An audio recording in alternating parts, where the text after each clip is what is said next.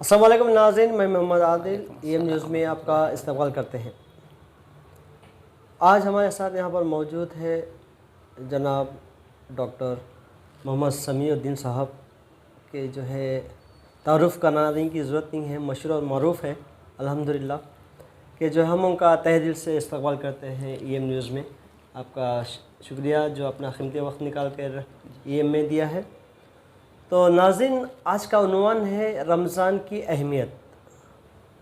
जो कुछ ही पल में जो है, कुछ ही लम्हों में रमज़ान की आमद होने वाली है अल्हम्दुलिल्लाह कि जो है 2 साल से रमज़ान की इबादत ना हो पा रही थी सही तरीके से। तो उसी को लेते हुए हम आज का उन्वान रखे हैं, डॉक्टर साहब से मुलाकात कर रहे हैं। तो आज डॉक्टर साहब के जो है आपसे पहला सवाल करता हुआ चलूँ, ये जो 2 साल से 2021 में जो है लॉकडाउन हो चुका था कोविड में, उसकी वजह से जो इबादत पर कुछ खलल आ गई थी। बेशक इबादत पूरी सही तरीके से हो नहीं पा रही थी, लोगों में एक तशवीश, एक सी परेशानी सी हो रही थी। बिल्कुल। तो अल्हम्दुलिल्लाह 2 साल के बाद अभी रमज़ान का आगाज़ जो है शुरू हो चुका है इंशाअल्लाह। तो रमज़ान की अहमियत थोड़ा सा आवाम में रोशनी डाले कि जो है रमज़ान की अहमियत क्या है। अक्सर जो है अब तो 2 साल से बंद था, तो ये चाह रहे कि लोग ज़्यादा से ज़्यादा बाज़ार में नज़र आए।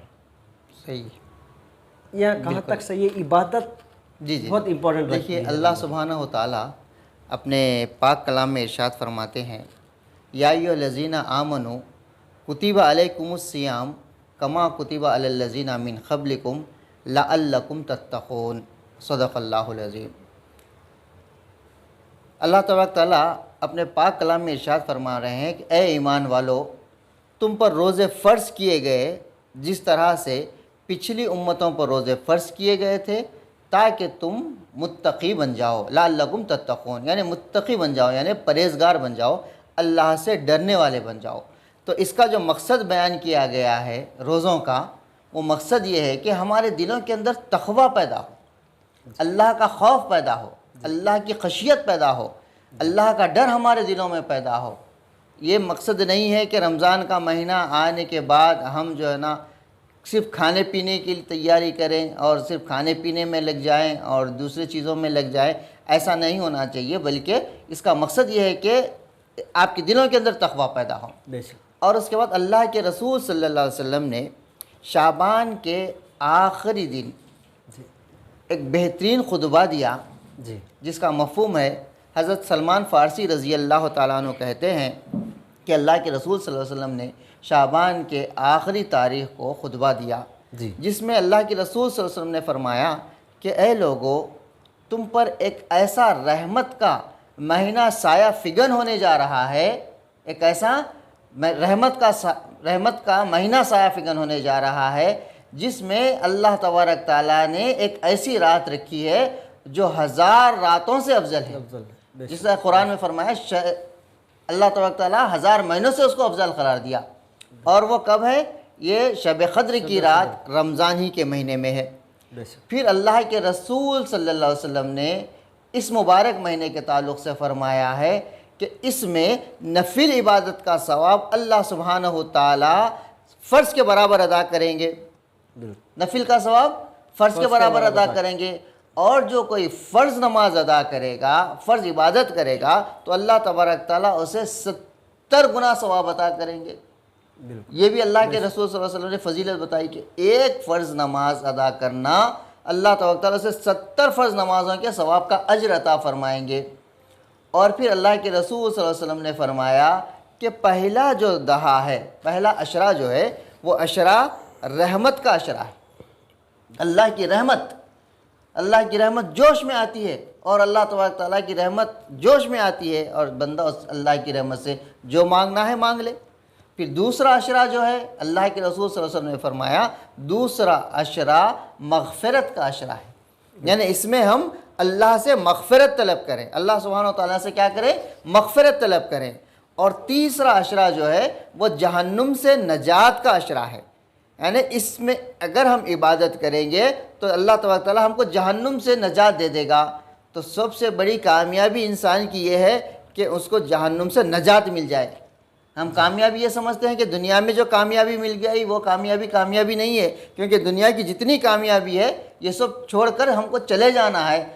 असल कामयाबी ये है कि अल्लाह तबारक ताला हमको जहन्नुम से बचा दे और जन्नत में डाल दे, तो ये कामयाबी है। तो अल्लाह तबारक ताला ने इतनी बड़ी अहमियत दी का महीना हमको दे रहा है, इतनी बड़ी रहमत का महीना हमको दिया है, और ये साल में एक महीना आता है, और इस साल के एक महीने में अल्लाह तबारक ताला जहाँ रहमत दे रहा है, मग़फ़िरत कर रहा है, जहन्नुम से नजात दे रहा है, हर अमल का सवाब दे रहा है, हर नेकी का कई गुना सवाब अता कर रहे हैं। तो ऐसे मौके पे फिर अल्लाह के रसूल सल्लल्लाहु अलैहि वसल्लम ने क्या फरमाया कि जो कोई भी इस मुबारक महीने में अगर किसी रोज़ेदार को रोज़ा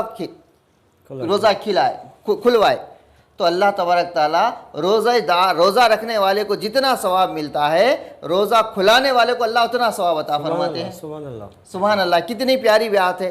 तो सहाबा ने अर्ज़ किया, अल्लाह के रसूल सल्लल्लाहु अलैहि वसल्लम, हम तो इतनी इस्तिताअत नहीं रखते कि हर एक को खिला सके। तो अल्लाह के रसूल सल्लल्लाहु अलैहि वसल्लम ने फरमाया, ये सवाब उनको मिलेगा जो एक खजूर, एक घुट पानी और एक घुट दूध से भी किसी को अगर रोज़ा खुलाते हैं तो अल्लाह तबारक ताला उनको ये सवाब अता फरमाएगा। फिर उसके बाद फरमाया कि जो कोई पेट भर रोज़ेदार को खिलाएगा, अल्लाह अकबर, जो कोई पेट भर रोज़ेदार को खिलाएगा तो अल्लाह तबारक ताला कल क़यामत के दिन अल्लाह के रसूल सल्लल्लाहु अलैहि वसल्लम के हाथों उसे जामे कौसर पिलाएंगे। तो जामे कौसर पिलाने के बाद वो जन्नत में जाने तक उसे प्यास नहीं लगेगी। सुभान अल्लाह, सुभान अल्लाह। इतना बड़ा रुतबा अल्लाह के रसूल सल्लल्लाहु अलैहि वसल्लम ने बताया है रोज़ेदार को खाना खिलाने पर। और फिर रोज़े की अहमियत बताने के लिए, रमज़ान की अहमियत बताने के लिए अल्लाह के रसूल सल्लल्लाहु अलैहि वसल्लम ने यह भी फरमाया, जो कोई अपने पास काम करने वाले के काम में तख़फ़ीफ़ करेगा तो अल्लाह तबारक ताला उसकी भी मग़फ़िरत फरमा देंगे। अल्लाह अकबर। तो ये जो मुबारक महीना अल्लाह की तरफ से हमको दिया गया है, ये अल्लाह की बहुत बड़ी नेमत है। लेकिन इस नेमत में, ये नेमत कब होगी? जब हम अल्लाह की इबादत करेंगे, अल्लाह की बंदगी करेंगे, अल्लाह को राज़ी करने की कोशिश करेंगे, नमाज़ों की पाबंदी करेंगे, तरावी की पाबंदी करेंगे और कुरान की तिलावत की पाबंदी करेंगे, तो ये अल्लाह की रहमत ही रहमत हमको मिलेगी।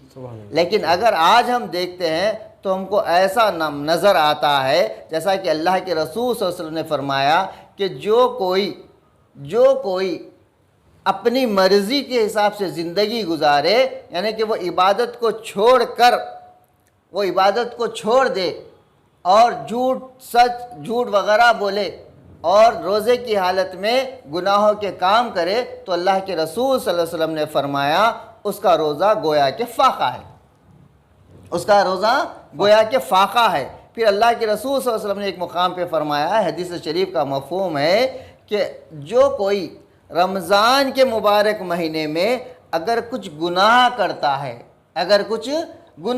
है, जहाँ पर अल्लाह तबारक ताला इसका बेइंतहा सवाब दे रहे हैं, वहीं पे एक वईद भी है, ये हमको याद रखनी चाहिए। अगर कोई इस मुबारक महीने में अगर गुनाह करता है तो फिर अल्लाह तबारक ताला उसके 1 साल के नेक आमाल को ज़ब्त कर देते हैं, ख़ब्त कर देते हैं।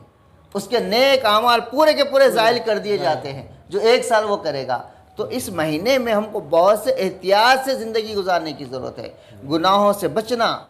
तो मेरे भाइयों और बहनों, इस रमज़ानुल मुबारक की क़दर कीजिए और जहाँ तक हो सके इस मुबारक महीने को इबादत में गुजारिए, क्योंकि ये महीना आएगा और चला जाएगा।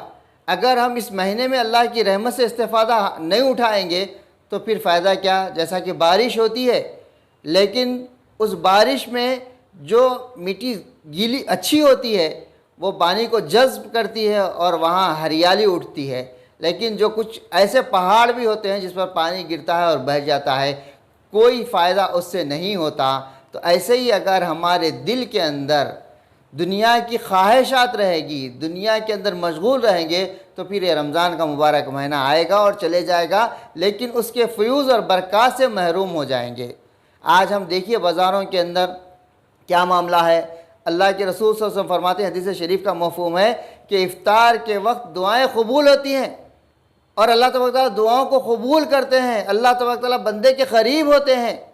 लेकिन ये मामला है, आप देखिए इफ्तार के वक्त पूरा याकुतपुरा मदीना बिल्डिंग लोगों से भरा हुआ है, लोग ख़रीदारी में लगे हुए हैं। मेरे भाइयों और बहनों, क्या हम वक़्त से पहले ख़रीदारी नहीं कर सकते? क्या हम ज़ोहर के बाद ख़रीदारी करके असर तक अपने घरों को नहीं जा सकते? अजीब हम माहौल बनाए हुए हैं, अजीब हाल हो गया है हमारे हैदराबाद के मर्द व ख़वातीन का कि जिस वक्त इफ्तारी करना है उस वक्त आप बाज़ारों में देख लीजिए, मिर्चियों की दुकानों के ऊपर पूरे लोग ठहरे हुए हैं मिर्चियाँ ख़रीदने के वास्ते। ऐसा लगता है कि कभी मिर्चियाँ नहीं खाए, कभी फ्रूट्स नहीं खाए। फ्रूट की मंडियों पे, कहीं पे हरीस की दुकानों पर, आप देखिए हरीस की होटलों पर ऐन इफ्तार के वक्त लोग ऐसे हरीस ख़रीदते हैं कि जैसा कि ज़िंदगी में कभी हरीस ही नहीं खाई ये लोग। तो मेरे भाई, ऐसा नहीं करना चाहिए। आप खाइए, अल्लाह तबारक ताला ने हुक्म दिया है अकल व शरबू ला तसरिफ़ु, हद से तजावुज़ मत करो। खाओ और पियो लेकिन हद से तजावुज़ मत करो। लेकिन हमारा मामला ये है कि रमज़ान के अंदर हमें शॉपिंग नज़र आती है, रमज़ान में हमको एंड इफ्तार के वक्त फ्रूट ख़रीदना याद आता है, एंड इफ्तार के वक्त हमको कपड़े ख़रीदना याद आता है, एंड तरावी के वक्त हम बाज़ारों में रहते हैं। आप ये सब छोड़िए, क्योंकि इसी वजह से अल्लाह का अज़ाब हम पर मुसल्लत किया गया था, अल्लाह का गज़बनाक हो गए थे, जिसकी वजह से अल्लाह तबारक ताला ने हमको मस्जिदों से दूर रख दिया था, अल्लाह के घर से हमको दूर कर दिया था, क्योंकि हमारे दिलों के अंदर दुनिया की ख्वाहिश पैदा हो गई थी। अल्लाह की इबादत में हम कम दिलचस्पी ले रहे थे। आपको याद है ना, गुज़िश्ता 2 सालों से बराबर तरावी नहीं हो रही थी मसाजिद के अंदर, फ़र्ज़ नमाजें भी नहीं हो रही थी। क्यों? अल्लाह तबारक ताला तुमको अल्लाह के घर से दूर कर दिया कि जाओ। जैसा कि बच्चा अगर शरारत करता है स्कूल में तो क्या करती है टीचर, उसे सज़ा के तौर पे कहती है कि तुम दरवाजे के बाहर ठहर जाओ, आप तुम क्लासरूम में नहीं आना है। तो अल्लाह तबारक ताला ने क्या किया, हमको अल्लाह के घरों से बेदखल कर दिया कि जाओ, तुम्हारी ज़रूरत नहीं है, मेरी इबादत करने के वास्ते तो मलाइका मौजूद हैं, क्योंकि तुम्हारे दिलों के अंदर वो अल्लाह से मोहब्बत, वो अल्लाह का खौफ नहीं है जो होना चाहिए। तो अल्लाह ने हमको अपने घरों से दूर कर दिया, अपने बैतुल्लाह से हमको दूर कर दिया था। लेकिन ये अल्लाह का करोड़ा शुक्र व एहसान है कि अल्लाह ने हमको मौका दिया है, इस मर्तबा मस्जिदें खुली हैं, नमाजें होंगी, तरावी होगी, और फिर उम्रे के लिए भी लोग जा रहे हैं, इंशाअल्लाह हज के लिए भी जाएंगे।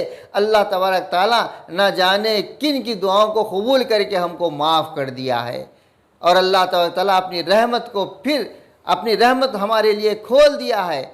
लेकिन आपकी और हमारी हर एक की ज़िम्मेदारी है कि हम अल्लाह को राज़ी करने की कोशिश करें। ये महीना अल्लाह को राज़ी करने का है, ये महीना अल्लाह तबारक ताला के क़रीब होने का महीना है। ये महीना खाने पीने का नहीं है, अच्छे से अच्छा खाएंगे, अच्छे से अच्छा पिएंगे, वो तो साल के 365 दिन हम जो चाहे अल्हम्दुलिल्लाह खाते हैं पीते हैं। लेकिन इस महीने के अंदर तक़वे की ज़िंदगी गुजारिए, एहतिसाब कीजिए।